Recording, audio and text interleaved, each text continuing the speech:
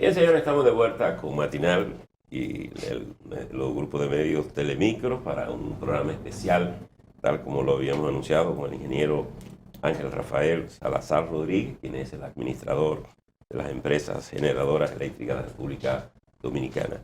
Loren Solano, Laura Castellano, Alberto Caminero y quien les habla, vamos a tener esta conversación a través del grupo de medios Telemicro. Ingeniero, bienvenido. Veo que ustedes le ponen Ángel aquí. Seguro que cuando dicen Ángel Rafael, tal vez nadie lo conoce.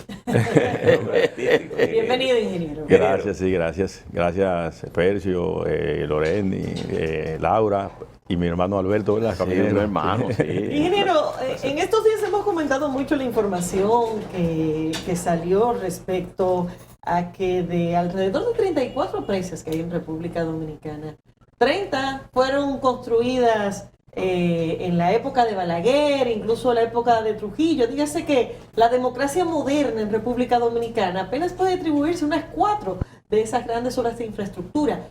¿Por qué las presas han tenido históricamente en estos últimos gobiernos parece que un rol tan secundario? Sí, y la democracia nos aprecia mucho. Y eso es lamentable, porque la mayoría de los países, parte de su desarrollo es precisamente regular el agua. Y regular el agua es hacer un uso eficiente del agua. Y hacer un uso eficiente es tener los embalses y entonces usarla para lo que se necesita, para los diferentes usos del agua, que son primero el agua para acueducto, el agua para irrigación, el agua para generación de energía y entonces también para control de las crecidas y otros usos, por ejemplo, la piscicultura que se usa.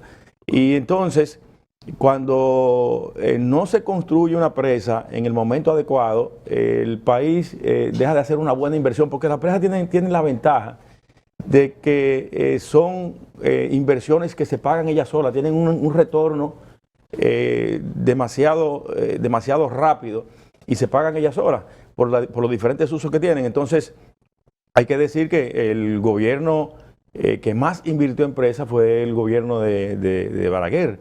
Y los otros gobiernos han sido medio tímidos en ese sentido. Ahora mismo hay un plan, sí, de construcción de presas a nivel nacional. Por ejemplo, en el día de ayer nosotros estábamos haciendo el reinicio de los trabajos de la presa de Guayubín. Y eso, una fiesta para toda esa comunidad, porque nosotros estamos desarrollando los proyectos que estamos trabajando en este momento como proyectos, como un pacto público-social, donde involucramos todas esas comunidades que están alrededor de los embalses, de las presas. Hacemos un plan de desarrollo con el buque motor, que sería la obra de la presa, y con ella entonces articulamos todas las obras de desarrollo que tienen que tener esas comunidades.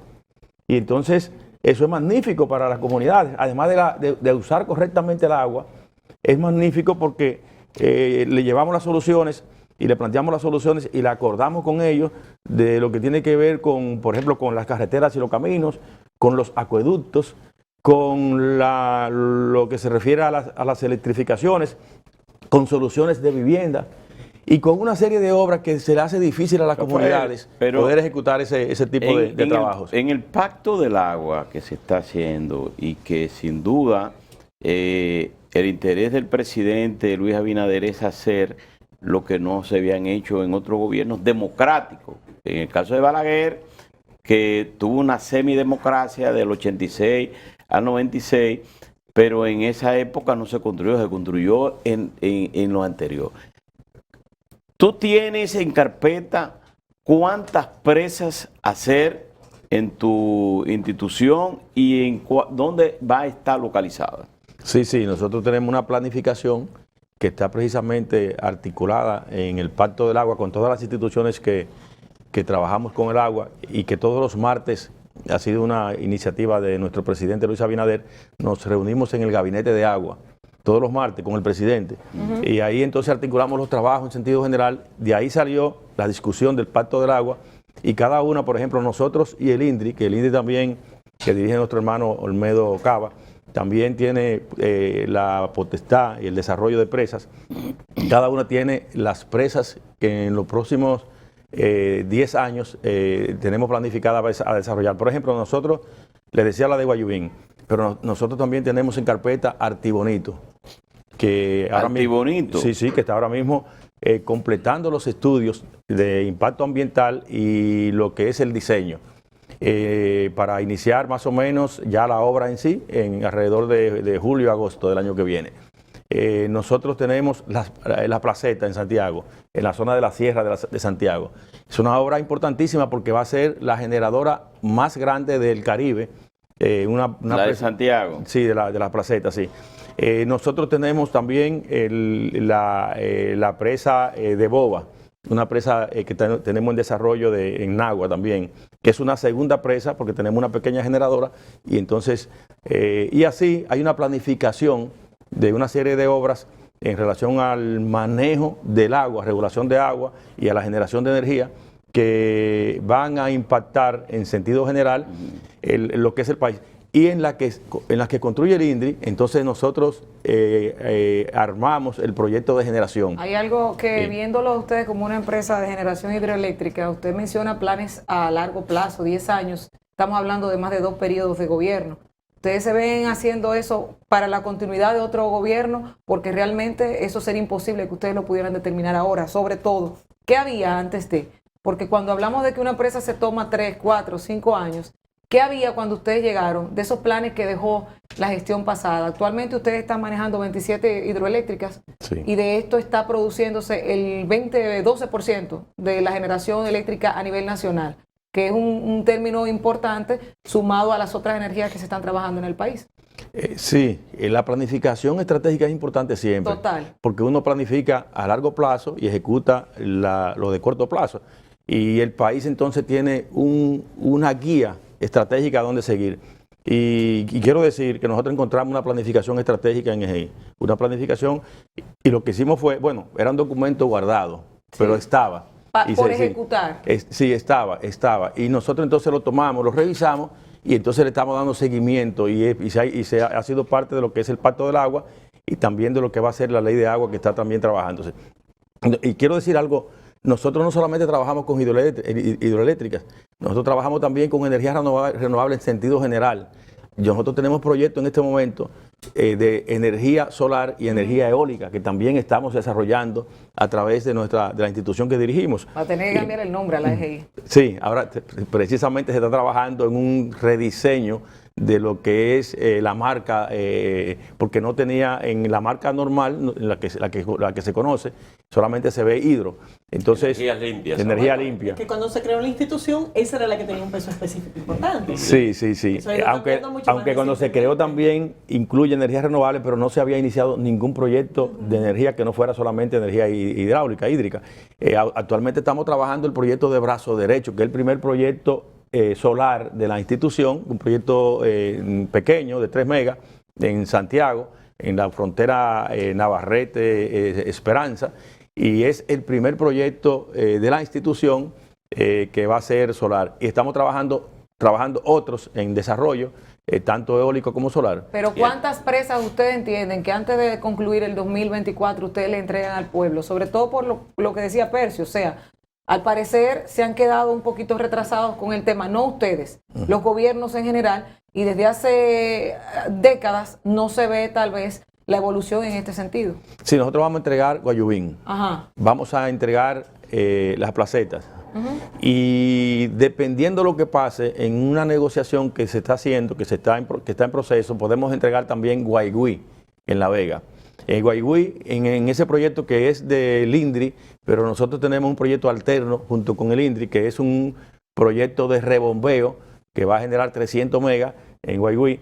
Y entonces se está trabajando y precisamente nuestro gabinete de agua y nuestro presidente ha tomado un tema de una situación que heredamos para solucionar un acuerdo con la empresa que tenía esa obra, que se inició hace muchos años, se paralizó y entonces hay que retomarla porque es una necesidad para la zona de La Vega. ¿Cuál es la inversión que tiene la empresa para hacer esas, tanto las presas como instalar en todo el país de las energías eólicas y también los paneles solares. Una gran ventaja que tenemos ahí. La mayoría de los proyectos de nosotros tienen la ventaja de que los inversionistas se pueden armar a través de fideicomiso y a través también de APP, de alianza público-privada. Porque como tienen tasas de retorno alta, la gente puede invertir, los grupos pueden invertir. Entonces, por ejemplo, el proyecto de la placeta se está haciendo el modelaje para una APP. Entonces, aunque se está trabajando en lo que son los estudios actualmente, en completar los estudios, se está también trabajando de manera paralela en un modelaje para presentárselo a grupos empresariales que están interesados. Entonces el Estado no tiene que invertir. Ingeniero. Y es una ventaja que nos da. Pero ¿hay alguna empresa en la actualidad que se llama, porque las APP se llaman recientemente APP, pero son las colaboraciones público-privadas han existido siempre? Sí. ¿Hay alguna empresa en el país que se maneje en este esquema? No. Está la placeta ahora y está también el que está en proceso. Y está también Artibonito, que se está trabajando como un fideicomiso, desarrollando un fideicomiso con... O sea, que estas serían las primeras experiencias del país, ¿no? Exacto, solamente de aquí, explorando APP para la construcción de presas. Sí, eso da la ventaja que podemos abrir diferentes proyectos con inversión puntual de grupos económicos y además también eso garantiza transparencia. Porque esos grupos también tienen que revisar los presupuestos, tienen que trabajar las supervisiones de manera paralela y eso garantiza una mayor transparencia y una mayor eficiencia en el uso de los recursos Ingeniero, que se aplican. le tengo una pregunta, pero antes quería precisar. El proyecto de la placeta en Santiago, ¿exactamente dónde está ubicado? Usted dice que será el proyecto de mayor generación de la región. Sí. Eso es en la zona de la sierra. Está el municipio San José de la Mata, Jánico, y 6 distritos ¿Hay agua municipales. suficiente ahí que se puede atrapar? Sí, no, es una zona rica en agua, rica también con una bella naturaleza. Okay. Ahí nosotros tenemos proyectado, como decía al principio, que nosotros trabajamos en alianza público-social, donde articulamos proyectos de desarrollo con las comunidades. Ahí tenemos un proyecto de manejar lo que son los balnearios para la zona ecoturística. Ahí tenemos con ellos también los acueductos, la electrificación, los caminos. O sea, se está articulando con ellos una planificación de desarrollo para toda la zona. Quería plantearle lo siguiente, con relación al pacto por el agua que el presidente ha planteado, que es un proyecto que viene desde la campaña, cuando él era candidato, que propuso un acuerdo para el agua. Pero ya ese proyecto está en el Consejo Económico y Social, que el presidente lo ha presentado. Y una de las cosas que salen a relucir ahí son las siguientes. Primero, hay 9 presas consideradas en ese pacto para construirse. Ya usted ha mencionado algunas. Bueno, de hecho, las que ha mencionado el ingeniero no están en la lista del pacto. Las del pacto son Altoyuna, Joca, La Gina, Amina, Chabón, Jaina, Soco, Guayubín, que sí la mencionó, y Yásica. Sí, Jessica. Bueno, entonces, el pacto tiene 9 presas consideradas por el presidente y una inversión de unos 1.500 millones de dólares. Sin embargo, y aquí es donde viene el tema importante que le quiero plantear, hay 18 instituciones del Estado que intervienen en este problema del agua. ¿Cómo vamos a resolver el tema institucional para que eso sea operativo? Para que no tenga un exceso de protagonismo, sobre todo. Y de posiciones superpuestas. Sí, y aparentemente con el gabinete el presidente parece cohesionar a todo el mundo. Sí. Pero usted sabe cómo, bueno, usted está dirigiendo una institución del Estado y sabe cuando todo el mundo mete la mano cuando en todos un mismo son cabeza. problema. Y digamos que antes Balaguer lo resolvía porque él lo resolvía solo. Sí. Es decir, el gabinete era él. ¿Cómo vamos a resolver este tema del agua? ¿Qué pretende el gobierno hacer? ¿Un ministerio del agua? ¿O va a incorporar esto a algún ministerio para darle forma a esto y que haya una autoridad que pueda respetar diseño, ejecución y las inversiones de acuerdo a cómo ustedes lo están planificando? Sí, la visión de nuestro presidente ha sido la creación del gabinete de agua que articula todas las instituciones que tienen que trabajar con agua. Nosotros todas las semanas nos reunimos y definimos políticas y proyectos en lo que y la responsabilidad de cada una de las áreas. Eso permite que muchos problemas que antes para poder resolverse duraban un año, ahora se resuelve los martes, porque nos reunimos los martes, y ahí entonces se discuten, se manejan, si hay de una institución a otra, por ejemplo, a veces hay problemas de medio ambiente que hay que resolver, y medio ambiente está ahí en el gabinete de agua. Entonces se articulan, se le da seguimiento, se ve lo que hay que hacer, y no hay inconveniente. Cada uno hace su parte. Por ejemplo, la parte de nosotros es generación, manejo de la generación. Lo que se refiere al INDRI es manejo de la irrigación y los canales. INAPA, lo de los acueductos, ¿verdad? La CAS, lo del acueducto de Santo Domingo. Sí, pero fíjese que el INDRI construye, maneja los canales, la irrigación, Sí. controla el agua con los productores, por tanto, controla también el agua que va para asuntos de servicios potables, para la irrigación, para todo. Es decir, ¿cómo vamos a resolver? Porque el presidente lo está solucionando ahora, porque mete a todo el mundo en un mismo cajón. Pero para usted tener una vida institucional que haga fluir ese plan, ¿qué es lo que el gobierno pretende hacer? No solamente un ministerio eso. de agua. Esto es un pacto Claro. del agua, pero la ley de agua Ujú. sigue trancada en el Congreso Nacional desde hace años por ese mismo motivo, porque a pesar de que haya tanta cordialidad y se sienten en el gabinete, esas mismas instituciones no se ponen de acuerdo para que la ley de agua salga del Congreso No quiere Nacional. soltar, nadie quiere Sí, soltar. sí, nada. no, pero parte de la ley de agua es la creación de lo que sería una coordinación de agua, como no un ministerio, sino una unidad coordinadora de todo el sector agua, que va a quedar establecida en lo que es el manejo de la ley, y que, bueno, actualmente, por ejemplo, nuestro director ejecutivo del gabinete es el ingeniero Gilberto Reynoso, que es una autoridad del agua nacional. Lo que se pretende es que quede una unidad que haga la coordinación de todo el segmento agua, y cada uno entonces trabaja la parte que le corresponde. Y eso va a ser parte del proceso del Pacto del Agua y de la Ley de Agua. Pero hay en mente, en esas reuniones que se han hecho, crear el gabinete de agua, un ministerio para unificar a todas las empresas que tienen que ver con el agua, como es el INDRI, como es EGI, como es INAPA, que tiene mucho que ver también con la limpieza de los canales Y todos los CORA. y todos los CORA. Sí. Todos los CORA. Existe la posibilidad de que, así como se hizo con OISOE y el INVI, que se convierta esas instituciones en un ministerio.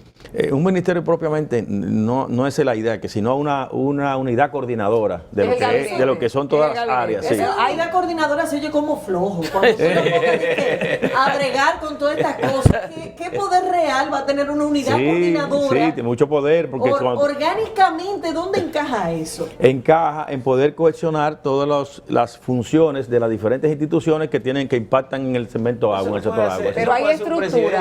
Sí. Autoridad, pero Hay estructuras dentro de esto, por ejemplo, en el sentido, hay jerarquías. ¿Quién está por encima de quién en esto? Esto lo pregunto porque, por ejemplo, en el suministro del agua hay mucha deficiencia. Corabo, que suple parte de la zona del este, tiene varios hoteles que no les está supliendo el agua. Imagínese usted un hotel con turistas, el turismo abriendo aquí.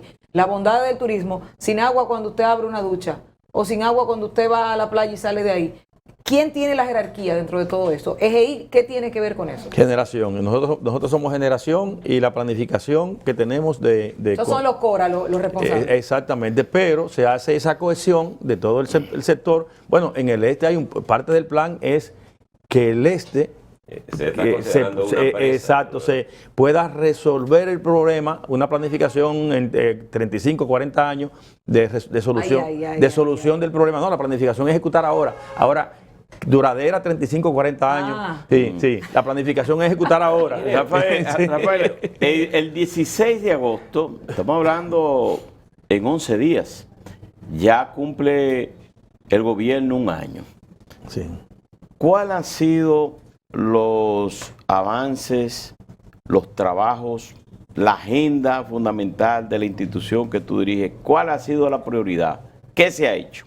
Bueno, nosotros cuando llegamos a la institución, 16 de agosto, establecimos primero el mantenimiento y modernización de las instalaciones que teníamos y la preservación. Segundo, el desarrollo de proyectos nuevos de generación, tanto en la parte hídrica como en la parte eólica y solar, energía renovable en sentido general. Y también entonces lo que era la educación de nuestros colaboradores en sentido general para que pudieran ponerse al día con los sistemas modernos. En lo que se refiere a la modernización, nosotros establecimos un programa de mantenimiento y de llevar tecnología adecuada a nuestras instalaciones, y eso se ha ido cumpliendo. Y eso nos ha permitido que las metas que establecemos cada año, el año que terminó, el año que pasó, nosotros la superamos. La meta era 1.200 gigas en el año, y nosotros llegamos casi a 1.400 gigas. O sea, la superamos con creces. Este año la meta es de 1.400 gigas, y la proyección que llevamos es también superarla con un buen porcentaje, un 18 o 20%. Llegar al 20%. ¿Cómo se supera? ¿Qué hay que hacer para que se supere? Primero, tener las instalaciones, vamos a decir, con un buen programa de mantenimiento para que puedan mantenerse activas. Segundo, agregar megas nuevos al sistema instalado. Nosotros, por ejemplo, se agregó el año pasado, se agregó Atillo 2, que fue una generadora paralela a la que se tenía. Se está todavía trabajando porque no se ha completado la readecuación de ese sistema, y ahora estamos agregando el proyecto de brazo derecho solar, que se agrega ya ahora en 2 meses, debe completarse ese proyecto. Está proyectado a agregarse el Guayuín, está proyectado a agregarse las placetas, está proyectado a agregarse el Guayuí, está proyectado a agregarse Tierra Nueva, que es un proyecto eólico de 100 megas en Independencia. ¿Y eso en términos de megawatts qué significa esa proyección de agregar todas esas obras? Ahora Bueno, mismo hay 1.480 gigawatts. Eso fue el año, producción del año, si estamos, esa es la proyección. Nosotros aspiramos por ejemplo, al 2024 llevarlo a 2.500. Sí, al 2024. El giga la producción al año, la capacidad instalada aspiramos a llevarla, actualmente, o sea, la recibimos en 614 y aspiramos a llevarla entre 1.200 y 1.500 al 2024-2025. Ingeniero, usted ha mencionado entre las presas que proyectan construirse Haití Bonito. Sí. Y esa es una presa particularmente importante porque compartimos parte de esas aguas con Haití. Y siempre se ha hablado que para hacer una presa ahí hay que ponerse de acuerdo con Haití. De hecho, en el conflicto que teníamos ahora con el canal, el presidente de la República, una de las propuestas que le lanzó a Haití fue que pararan el canal para que se sentaran a hablar de los recursos hídricos de la región, de la zona fronteriza, incluyendo la presa de Haití Bonito. ¿Se ha llegado a alguna conversación con Haití sobre esa presa que no nos genere ningún conflicto con la nación vecina? Sí, eso es muy importante porque los proyectos binacionales deben ser consensuados entre ambos países, todos los que son binacionales, los que tocan ambos países. Y nosotros estamos trabajando la fase de estudio y diseño. Ahí entonces, de manera paralela, debe entrar Cancillería y Presidencia entonces a la discusión ya y a los acuerdos relacionados con cuando comencemos a desarrollar la ejecución de la presa. Y o para sea el país, en el caso de esa presa Alta y Bonita está sujeto a un consenso con Haití. debe ser así, porque así se evitan los conflictos y se manejan las cosas de manera adecuada. Tiene que ser un proyecto ganar-ganar. Gana, por ejemplo, gana República Dominicana y gana Haití. Porque ¿Cómo ganaría Haití con bueno, esa eventual presa del Alto y Bonito? por ejemplo, esa presa le garantiza que las crecidas que se manejan, que hacen mucho daño allá, se controlan. Ya es una ganancia para ellos. Segundo, energía que se puede también vender a Haití, y que ellos pueden ser parte de tener la ventaja de tener energía buena, adecuada, estable. Para comprarla. Para comprarla, sí. También, bueno, el proyecto nosotros tenemos contemplado irrigación de alrededor de 100.000 tareas. Eso también puede ser parte del acuerdo. ¿Pudiera haber un acuerdo de un proyecto común? Por ejemplo, yo recuerdo que cuando se anunció que en Restauración había una mina de oro, que se dijo en ese momento la más grande del mundo, que era compartida entre Haití y República Dominicana, el embajador de Haití entonces nos dijo a nosotros en este programa que había sido llamado a Palacio Nacional por el doctor Joaquín Balaguer era para proponerle explotar la mina de oro de manera conjunta entre Haití y República Dominicana. ¿Es posible construir esa presa en un acuerdo económico y de compartir beneficios entre ambas naciones? Sí, todo eso es posible. Ya depende del acuerdo que se llegue entre ambas naciones. Nosotros estamos desarrollando el proyecto. Estamos... ¿Y no tendría sentido conversarlo primero y no hacer una inversión para hacer el estudio y que después no nos podamos poner de acuerdo? Siempre se manejan los estudios para tener la factibilidad del proyecto. Y ya eso indicará entonces el manejo, el tipo de acuerdo. Sí, pero si nosotros lo hacemos, lo tendremos que pagar nosotros. Sí. Y si es una obra en común, Haití no pagaría nada. Entonces, Sí, todo, o sea, se puede y hay diferentes formas de ejecutarlo. El hecho en este caso es que nosotros estamos desarrollando los estudios y tenemos el proyecto en camino. Escúchame un segundito, Lorena. Entre las 35 presas que tenemos en la República Dominicana, cuando usted habla de agregar valor, ¿es posible considerar contraembalse en muchas de esas presas? Sí. Que aporten agua, recursos energéticos, en fin. Sí, sí. Y que pueda ser mucho más efectivo y económico la inversión. Sí, sí, todo ¿En eso. cuáles? ¿Ustedes han identificado alguna? Bueno, ya la mayoría llevan contraembalse, la mayoría. Y ya eso es parte de la ingeniería para hacer más eficiente el proyecto. Y, por ejemplo, nosotros que estamos haciendo Guayubín, que se reinició, un proyecto que hay alterno es que se hagan 2 contraembalses para poder hacer mejor regulación del agua y ser más eficiente el uso del agua. Esa parte está en proyecto, eso no está en el diseño inicial. Ahora se va a estudiar y si se considera factible, entonces se ejecuta. Pero siempre en el manejo del agua, en el manejo eficiente del agua, siempre hay que tener en cuenta todas las alternativas posibles y ya ahí entran los expertos, diseñadores y nosotros tenemos varios expertos y también tenemos contratados expertos internacionales que nos apoyan y nos colaboran en ese sentido. Ingeniero, usted sabe que antes de usted estar en esa posición y antes del PRM ser gobierno, y voy a lo político, el PRM tenía una posición sobre un proyecto que se desarrolló en el país con el tema energético, no propiamente hidroeléctrico, sino el tema de la planta Carbón Punta Catalina. La posición de la oposición cuando eran oposición era que eso era una obra producto de la corrupción. Y ya van a cumplir 1 año y se está mencionando de que por qué no se ha hecho una auditoría. Hace unos días tuvimos aquí en Grupo Telemicro al director ejecutivo de la Comisión Nacional de Energía y nos decía que una auditoría de esa magnitud se lleva unos 2 años y que necesitaría unos $5 millones. ¿Se está ejecutando una auditoría para garantizar o para confirmar lo que ustedes en campaña, antes de ser gobierno, habían pronosticado y habían confirmado, afirmado?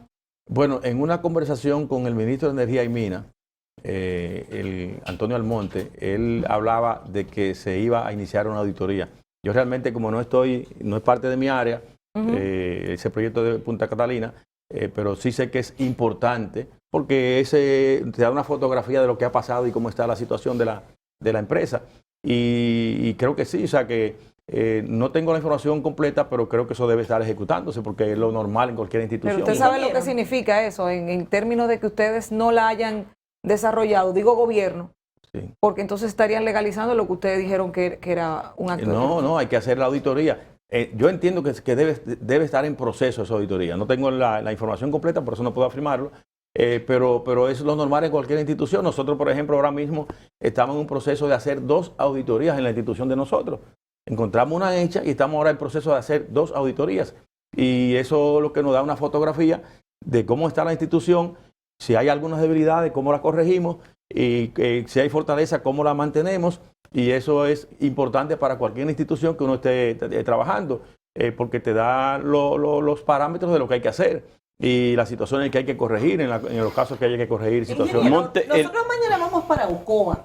Y así como hicimos en su momento en Monción, que a propósito quisiera preguntarle cómo van los planes con la presa de Monción, ¿qué dificultades se tienen en esa zona a propósito de que hay 2 presas grandes que impactan esa zona? Está la de Higüey y está la de Aguacate. ¿Cuál es la condición de esas presas y cuál es la condición de suministro de agua? Y agregarle a eso, Laura, discúlpame, que es una zona donde están pidiendo que haya agua potable en esa población. Por eso lo relaciona Monción, sí, porque al parecer pasa algo muy similar. Donde hay presas no hay agua. Tienen la presa cerquita y sin embargo tienen problemas de suministro de agua. Sí, y precisamente por eso le decía al principio que nosotros estamos desarrollando lo que sería una alianza público-social donde conectamos con nuestros proyectos las necesidades que hay en los sectores, las localidades, ¿verdad?, que impactan nuestras instalaciones y entonces llevándoles esas soluciones. En lo que se refiere a Higüey y Aguacate, ahí tenemos problemas importantes en lo que es el manejo de la cuenca para garantizar la continuidad y la estabilidad de no solamente de las presas, sino también de todo lo que significa. Específicamente, ¿cuál es el problema ahí con la cuenca? Bueno, que hemos deforestado donde se genera el agua. Sí. Hay un impacto negativo en lo que se refiere al corte de árboles, en lo que se refiere a la extracción de materiales, en lo que la mayoría de la gente cuando no hay regulación adecuada, y por eso a través de lo que es el pacto del agua y la ley de agua, uno de los elementos fundamentales es la garantía del manejo adecuado de las cuencas, de todas las cuencas del país. Eso va a garantizar que el preciado líquido, el agua, tenga un manejo adecuado desde la formación que es donde nacen los ríos. Ingeniero, se ha hablado, y el pacto del agua lo considera ahí, hacer una modificación en los sistemas de irrigación de República Dominicana. Se entiende que desperdiciamos mucha agua para irrigar, dañamos los suelos, porque la forma tradicional con que se irriga el agua, somos irracionales en el uso del agua.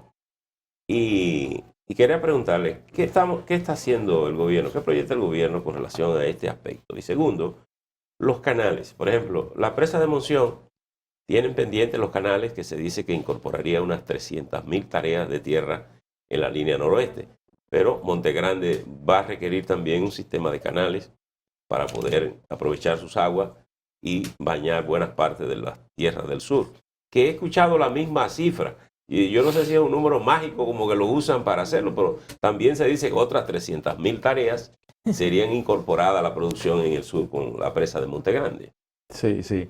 Primero, en lo que se refiere a la irrigación, a la eficiencia, que ciertamente el mayor uso del agua es la irrigación y de manera deficiente, porque aquí no hay el riego como debe manejarse, que es por irrigación por goteo o por el otro sistema que es de presurizado. Entonces, eso es un reto del país. Y precisamente se ha creado una unidad que la dirige el joven Claudio Camaño, que su trabajo es desarrollar y hacer eficiente el manejo del uso de agua a través de proyectos de irrigación por goteo. Hay 4 pilotos que están desarrollándose en este momento, que están planificados, o sea, que están en el proceso de ejecución, porque hay un proyecto grande en el país para poder hacer eficiente el uso de esa agua, donde alrededor del 60-70% del agua de irrigación se desperdicia, se maneja de manera inadecuada. Así es. Y es un reto que tiene el país. Y precisamente esa unidad está trabajando en ese sentido para poder garantizar, primero, mayor producción, segundo, uso adecuado del agua. Y de los suelos. Y de los suelos, exactamente, evitar que los suelos se puedan deteriorar. Rafael, brevemente, porque ya tenemos el manejo de los canales, también que puedan manejarse de manera adecuada, que son parte del trabajo del INDRI. Se está trabajando también en poder hacer eficiente el que puedan impactar en la mayor cantidad de tareas de tierra y el que puedan también ser más eficiente esa agua que circula por los canales. Se ha estado planificando hacer una especie de lagunas, porque el agua de los canales se usa en el día y el agua corre en la noche y esa agua no se usa. Entonces se está trabajando ahora en desarrollar unos proyectos de hacer una especie de almacenamiento de agua. De almacenamiento de agua que se almacene cuando no se esté usando y después por gravedad se pueda usar en el día, y entonces trabajar de manera paralela en lo que reciclar el agua sería. Reciclar no, sino almacenarla, que vaya al almacén y vuelva al canal. Exactamente, y poder usarla, que no se desperdicie. ¿Cuántos gigas Omega va a agregarle esa presa de Montegrande al sistema cuando ya esté eso listo, y para cuándo se prevé que estará inaugurado. La de Montegrande, su principal tarea es control de avenidas e irrigación, que tiene alrededor de 300.000 tareas para irrigación. La central que se va a instalar ahí lleva alrededor de 10 megas instalados, que son importantes. 10 megas son importantes también al sistema, pero su principal función no es la generación de energía, sino una función secundaria que va a tener. Usando la teoría de que grano a grano se llena la gallina y la gallina el bucho. Ojalá, ingeniero, que ustedes puedan en los próximos 3 años que les quedan cumplir con esa meta que tienen, sobre todo por la burocracia que hay en el Estado y algunas displicencias dentro de algunos temas que se dan. Ojalá. Bueno, pero también eso está mejorando. El pacto es a 15 años, o sea que... Pero un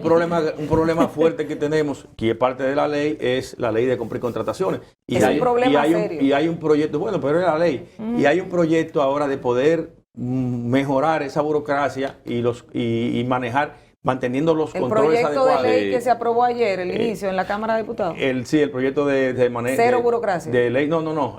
Una modificación a la ley de compra y contrataciones, y que hay un proyecto que va a cursar en los próximos días. Rafael, muchísimas gracias. No, gracias Salazar. A ustedes y gracias a todo el pueblo dominicano que siempre ve, ¿verdad?